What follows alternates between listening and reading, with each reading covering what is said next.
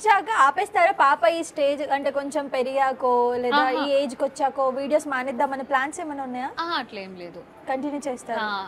కానీ తను పెద్దగా క్వశ్చన్ చేస్తే ఏంటి మా ఎందుకు చేస్తున్నావు అని చెప్పి అలా ఏమన్నా అంటే అలా ఏం లేదు. See that is my profession. అంటే తను ఇప్పుడు తన మెంటాలిటీ ఇప్పుడు వచ్చి జనరేషన్ పెరిగిన కొద్దీ తన మెంటాలిటీ ఎలా ఉంటుందో తెలియదు కదా. మన వరకు ఓకే, ఇప్పుడు మీ ఆయన యాక్సెప్ట్ చేశారు అంతా ఓకే, కానీ ఇప్పుడు తను ఉన్నంత చిన్నగా మళ్ళీ పెద్దగా అవుతున్న కొద్దీ తనకి నాలెడ్జ్ ఉంటుంది కదా. అంటే అట్లేం లేదు. నేనేమనుకుంటున్నానంటే ఫ్యామిలీ బాండింగ్, ప్రేమ, షీ విల్ అండర్స్టాండ్. నాకు నా ప్రొఫెషన్, నాకు ఇంట్రెస్ట్ ఉంది, నేను ఫేమ్ కావాలి, నేను చేస్తున్నా. I'm thinking she will understand.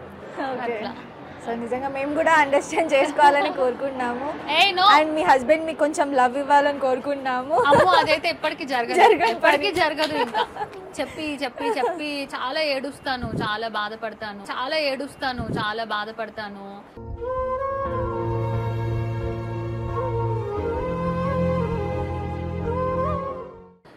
ఎందుకు మళ్ళా మా హస్బెండ్ కి వేరే అమ్మాయిల మీద వస్తుంది ఇంట్రెస్ట్.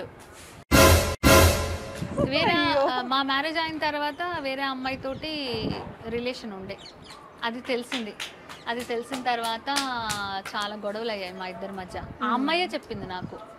చెప్తే నేను నమ్మలే, నేను షాక్ అయినా.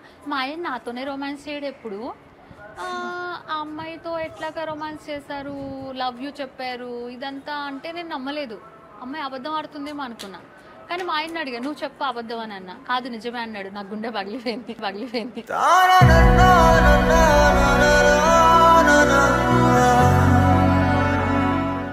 నాతో ఎప్పుడు రొమాంటిక్ గా ఉండవు, నా పక్కనే ఉండు, నన్నే పట్టించుకో నువ్వు. ఓహో అయితే ఈయనకి నేను ఒక్కదాన్ని నచ్చట్లేదు అనమాట, మిగతా అందరు నచ్చుతున్నారు అనమాట అని చెప్పి నాకు ఇంకా అప్పుడు అనిపించింది. అప్పుడు బేబీ ఉందా? బేబీ ఉంది. బేబీ ఉంది. ఒకవేళ బేబీ ఉండకుండా ఉంటే అప్పుడు వదిలేసేవాళ్ళ? ఇలాంటివి నా లైఫ్ లో చాలా జరిగాయి. అంటే నా బాయ్ ఫ్రెండ్ ఉన్న వాళ్ళు కూడా ఇట్లా వేరే అట్లా చాలా జరిగాయి. కాకపోతే ఏముంటదంటే ఇది మనది కదా, మనసు ఒప్పుకోదు ఇలా చేయకుండా. ఇదంతా అబద్ధం తెలిసినప్పుడు అంటే చాలా బాధ అవుతుంది. కానీ అలా రిలేషన్ బ్రేక్ చేసేసారా? నేను అనుకుంటున్నా ఇంకా బ్రేక్ చేశారేమో అని. చెప్తారు కదా మాట లేదు, అయిపోయింది, ఇప్పటి నుంచి మంచిగా ఉంటా అని చెప్తారు కదా, ఏదో సోది. ఇక అంతే. ఈవెన్ నేనే కాదు, ఇప్పుడు మన ఇండియాలో చాలా మంది వైఫ్స్ కూడా అంతే, హస్బెండ్ గురించి తెలుసు అలా ఇలా, కాకపోతే ఏంటంటే అట్లా వెళ్ళిపోతుంది. ఇప్పుడు దాన్ని బయట పెట్టి విడిపోయి పిల్లల జీవితాలు నాశనం అయ్యి ఏం చేస్తారు? కొంతమందికి పేరెంట్స్ యాక్సెప్ట్ చేస్తారు, మా పేరెంట్స్ వేస్ట్, వాళ్ళు అసలే పట్టించుకోరు.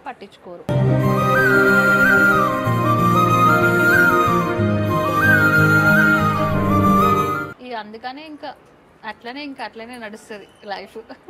సో కాంప్రమైజ్ అయి బ్రతుకుతున్నారు. అదే అమెరికా అయితే చక్కగా నలుగురిని పెళ్లి ఒకళ్ళ తర్వాత ఒకళ్ళు.